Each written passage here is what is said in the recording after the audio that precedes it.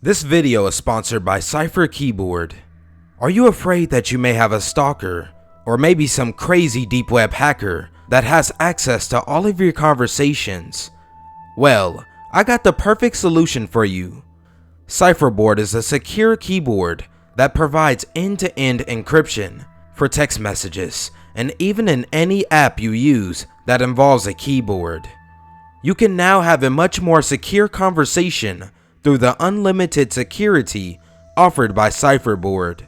This app actually safeguards user data and takes your privacy very seriously, as the keyboard will prevent social media apps like Facebook from taking your data. The keyboard also has a full set of emojis along with predictive text and autocorrect features, as the keyboard learns your writing behavior, usual phrases, increasing both speed and accuracy. Go download Cipherboard today on the Apple Store and Google Play to make sure your next conversation is secure.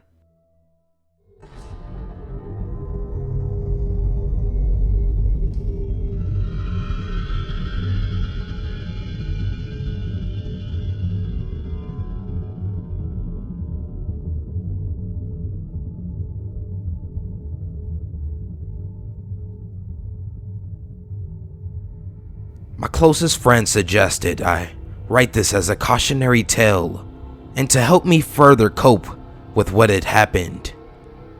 I'm female, 25 years old now. Last year, I had just moved into a new neighborhood almost an hour away from where I used to live. The house my boyfriend Andrew and I were renting was in the middle of a cul-de-sac facing the road. It's a beautiful, quiet area with gorgeous mountains and trails just a few blocks away. I loved it there. The area I lived in before was significantly more urban. I lived alone in a loft pretty much in the middle of downtown. Of course, it was great because everything was within walking distance, and I could take a train to work and visit great little local coffee shops or restaurants. Just your typical city living. I enjoyed it, but was very happy to move for several reasons. I was paying just a little less than I do now for very little space, and I was craving the quiet of a more suburban setting. But a greater reason for relief was because I'd had several horrible, more than creepy encounters. I had never been a paranoid person. I was naive and never thought I'd have a reason to worry. The area was well lit, and I saw police pretty consistently. But then, it all started. One night, I was particularly unnerved. I was walking my dog like I always did, but I felt fear suddenly, like when you're alone in the dark in your house, and you run to your room for no good reason, but the simple feeling of fear. So, I took a shortcut through some building. It was stupid. It was a short but dark little alleyway full of trash bins and back doors, but it would get me home at least 5 minutes faster. I have a Labrador retriever, and as well all know, in general, all dogs are very aware of their surroundings and can pick up on everything. Halfway down the alleyway, she kept slowing down and looking back. I started to get really scared. I had to yank at her harness and whisper, "Let's go, let's go," several times. I've never seen her be aggressive with strangers, or even weird sounds, but she was quietly growling, and I could see the hair on her back standing. When I was reaching the end of the alleyway, I looked back and saw a man in the shadows with what seemed like a rope wrapped around his hand. After I turned the corner, I ran. When I made it inside my apartment, I turned off all of the lights and looked out the window. I was on the top floor of a 2-story building. I saw the same man walk up to the doors, but I lost sight of him once he was up the steps. He buzzed my apartment. I stood there for a while, thinking it'd be best to not try to speak to him. He yelled out, I found your wallet! You dropped it! Can I come give it to you? I thought to myself, is this guy for fucking real? I never carried a purse or a wallet when I went out to walk my dog. I always put my ID and my credit card in the zipper pocket of my workout jacket since I jogged throughout our walks. I said nothing. This piece of shit was probably trying to rob me.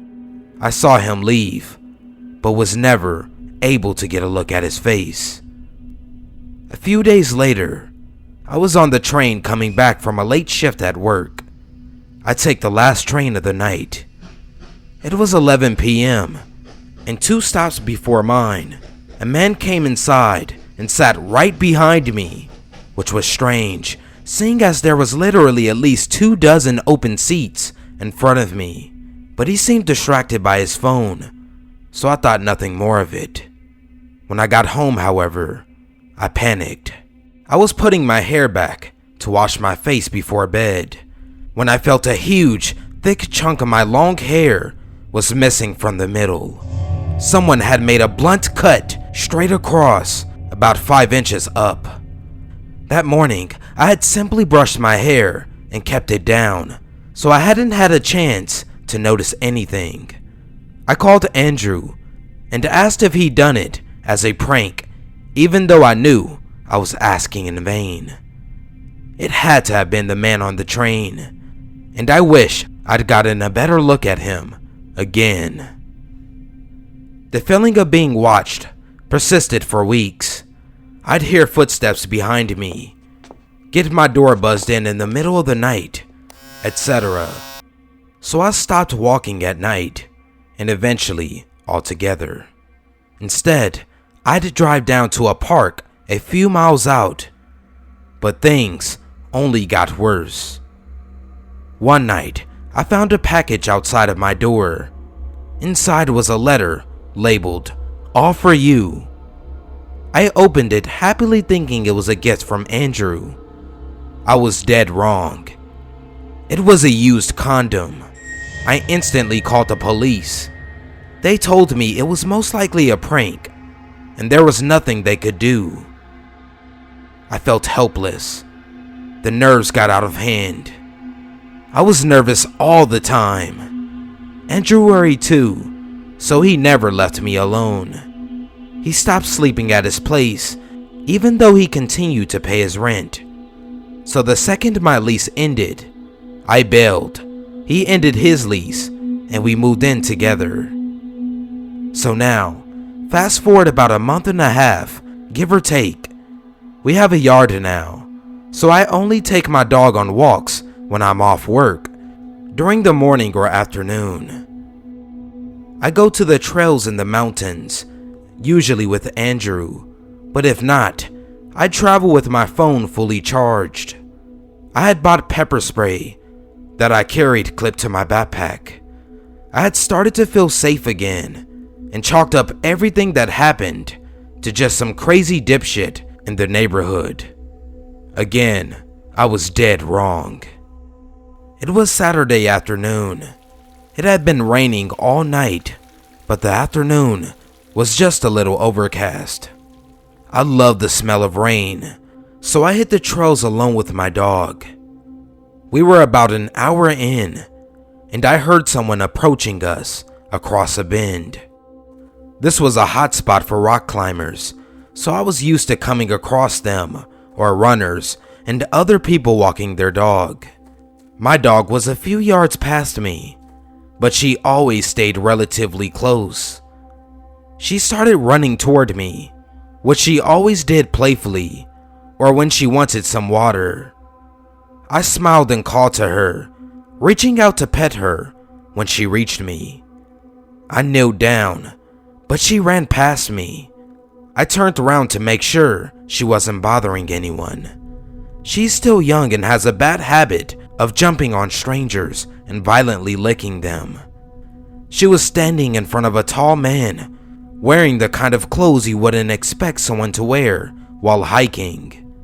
Jeans and a dark long sleeve shirt. White male, around 6 feet, incredibly average looking. Only his height stood out to me. Instantly, I felt strange. My dog was just looking up at him, standing straight. He looked at me as I approached him. "Sorry," I said for no reason and pulled her toward me. I smiled at him and turned away. "Have a good day," I said as we walked away. I was having a hard time getting my dog to turn and keep walking. "Didn't you like my gift, you cunt?" I froze. I felt a cold shiver of terror crawl up my entire body. I thought, I can run up toward the mountain, or I could try to get past him and run home. Before I could decide, he was approaching me. I let go of my dog, who was now standing still again and growling. I turned to him and reached behind me for my pepper spray. As I unclipped it, he lunged at me. I fell to the ground, hard, with my arm still behind me. I felt it bend at the shoulder, a way it shouldn't. With a forearm pressed across my chest and his right hand over my mouth, holding my chin closed tight with his thumb, I squirmed and pushed to get myself free, but he was too heavy. My dog was running around, barking and crying in a high-pitched tone I'd never heard before. I started praying someone would hear us. I saw her bite at his back and nip at his head, but he didn't even flinch. She ran up and down the trail, barking louder than before. She was so confused. It's amazing how fear like this turns your entire body to survival mode when you manage to get past the panic. I felt paralyzed. For several moments, I thought the weight of him on top of me would break my ribs. I couldn't breathe. After the initial shock, I realized my left arm was free. I felt a stinging pain on my right shoulder. It's broken. I kept thinking to myself. He was kissing my face and smelling my hair and saying things under his breath I couldn't understand. I could feel his penis pressing against my leg. "Be a good girl for me, okay, baby? Okay?" I told myself to calm down. I begged myself to just calm down and think. I stopped fighting. I patted around for a rock with my left hand. He softened his grip on my chest and moved his hand from my mouth. So I stopped moving my arm, hoping he wouldn't notice it was free. "You want it so bad, don't you, baby?" He reached down to my shorts, sliding his hand up my leg and grabbing my hip tight. He buried his head into my neck, licking me and groaning.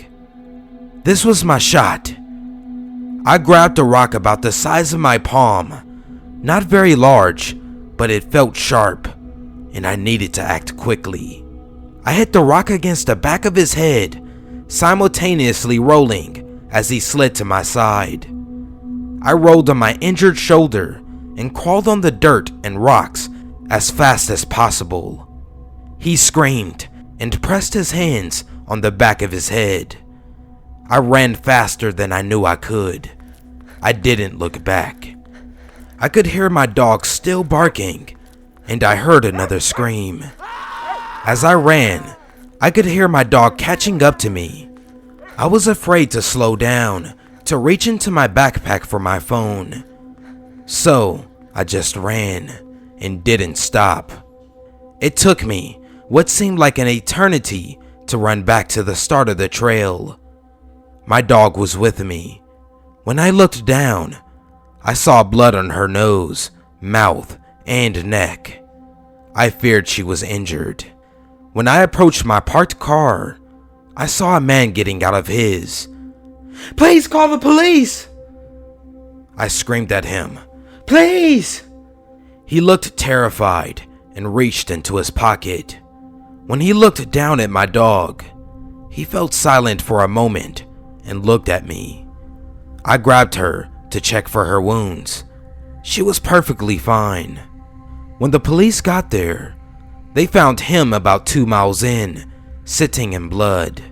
My dog had torn into his calf, most likely preventing him from running after me. He was arrested and charged. They found his car near my home. He'd been stalking me that whole time. He is now serving a 16-month sentence. 16 months. It wasn't rape. He had no priors. His little gift hadn't been taken into evidence, so they couldn't prove the stalking. In the end, I feel thankful for my dog, and just pure lucky I was able to act to fight for my life. No one should ever go through something like this. We know there are sick people out there, but we never think we will be unlucky enough to come across one. For months, I couldn't sleep. I had torn tissue around my shoulder, so work was hard. I hated being alone, but didn't know how to behave around other people. I was only ever content when I could just cuddle up with my dog and sleep, or watch reruns of my favorite shows and movies. Slowly, things got better, and I changed my perspective. I felt proud of myself for fighting instead of beating myself up about what I could have done to prevent this, or what I'd done to deserve it. I'm in the process of moving from the home I love so dearly. I've decided to get my master's in English. I always thought I'd stop with my bachelor's, so I'm moving to a different state for school. Andrew found a job and is coming with me. He helped me through everything and was understanding the entire time. I'm moving forward with my life, not running away. The best thing we could do for ourselves when someone comes into our lives and takes something away from us, whether it's our sense of security, our happiness, any piece of us, is to fight and never let them break your spirit or your soul. Never let anyone or anything define you. Fight with all you have.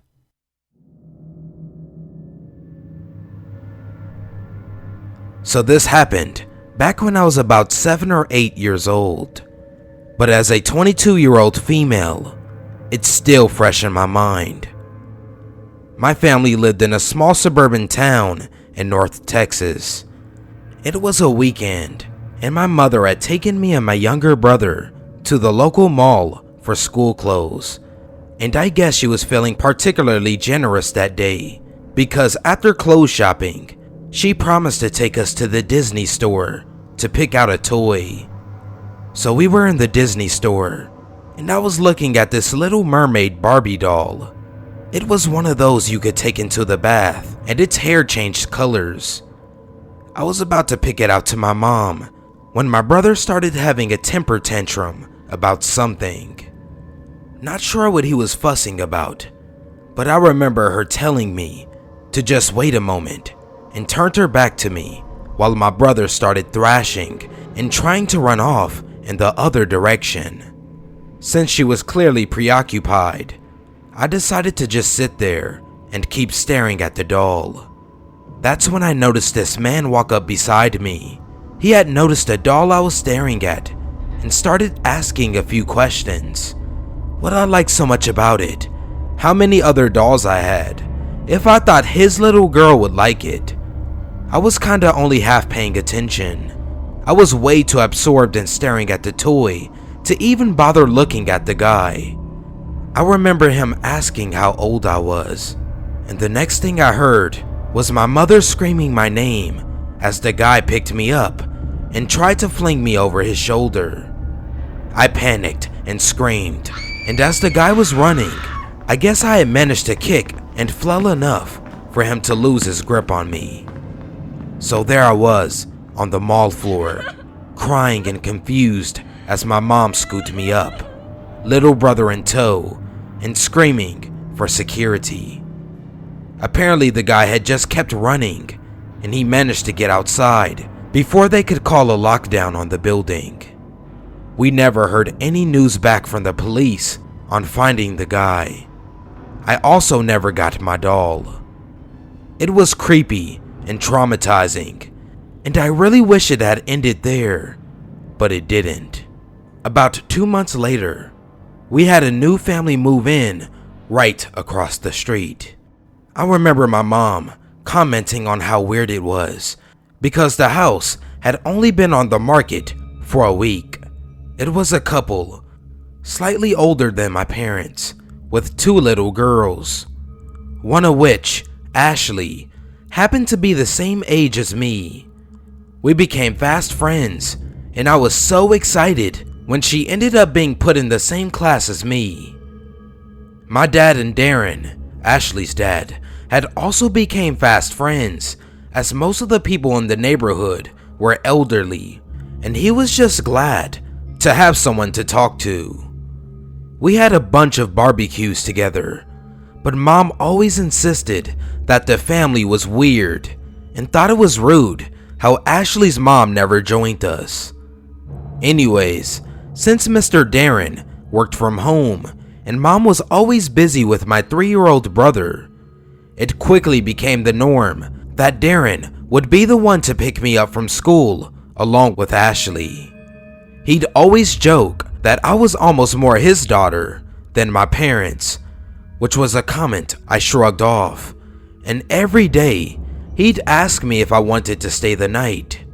I'd never spent the night at someone else's house before, but it sounded like fun, and eventually I'd convince my mom to let me.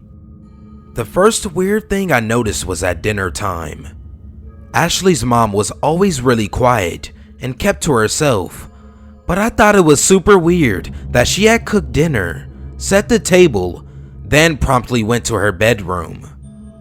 When I asked Ashley why her mom wasn't joining us, I was promptly shushed and asked not to talk about her mom. So we ate, watched a few movies, then got ready for bed. This was weird thing number 2. When Ashley said it was bedtime, I said okay and headed towards her bedroom. When I started crawling into her bed, she laughed and asked what I was doing. "We don't sleep in here, silly. We sleep with Daddy." She then took my arm and pulled me into her father's room, which I noted was not the same room her mother slept in. So her big sister, Ashley, and myself crawled up in the bed with Mr. Darren. I thought it was really weird, but I'd never slept at anyone else's house before, and just assumed different families did stuff differently. And before you ask, no, he didn't do anything to me. Or if he did, my mind has effectively blocked the memory. To my knowledge, it was just a normal night. Anyways, so the next day was Saturday.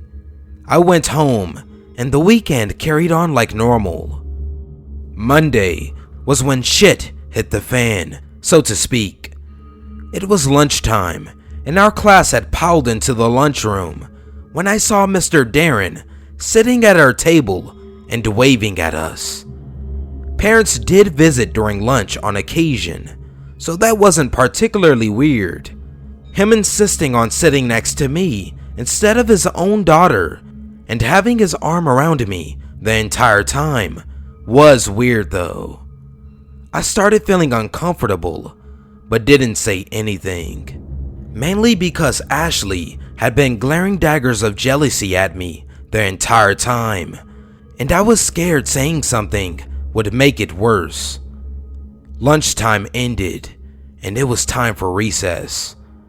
I said bye and told Mr. Darren I'd see him after school, and we headed outside. The moment we got to the playground, Ashley confronted me. "Daddy likes you. Now we have to move again." I had no clue what she meant by that, but she stormed off before I could ask. Then, I saw Mr. Darren by the trees just outside the playground. That was weird. Parents weren't allowed to join during recess, and all these red flags started going up. I didn't know what was wrong, just that it was bad, and I shouldn't go over there.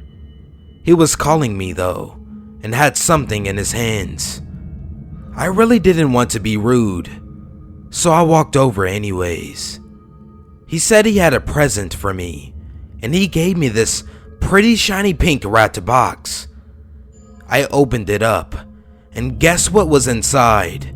A color-changing Little Mermaid doll.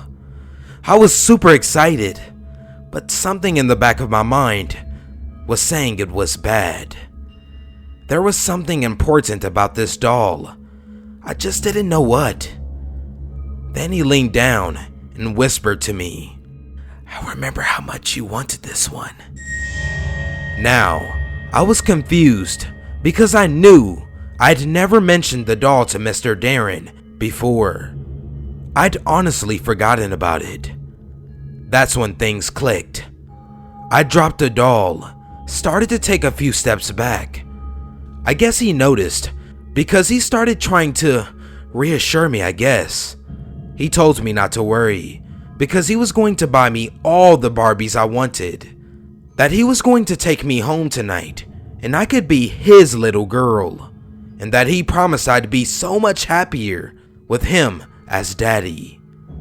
That's when I turned and ran. I bolted straight to the teacher's bench, crying my eyes out.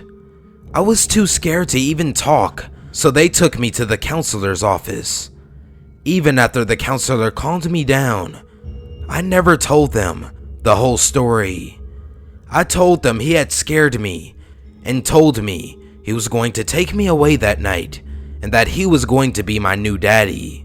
That was enough for the school to call the police and file a restraining order, not letting him on school grounds. I guess I was afraid if I told them anymore, that my best friend Ashley would hate me. My parents took me home early. My dad went over and told Darren he was to never come near me again. Ashley wouldn't speak to me the next day, and a week later, they moved. I never heard from or saw that family again. Looking back now, I realized just how much danger I was in. I also have some heavy speculations that Ashley and Skylar may not have actually been Darren's children. I don't really know. I never told my parents the whole story. I often wonder if anything would have changed if I did. But I still to this day have nightmares about him breaking into my room at night. So yeah, to the serial kidnapping bastard who tried to steal me from my mother, stalked me afterwards, and even became our neighbor just to get close to me, let's not meet again.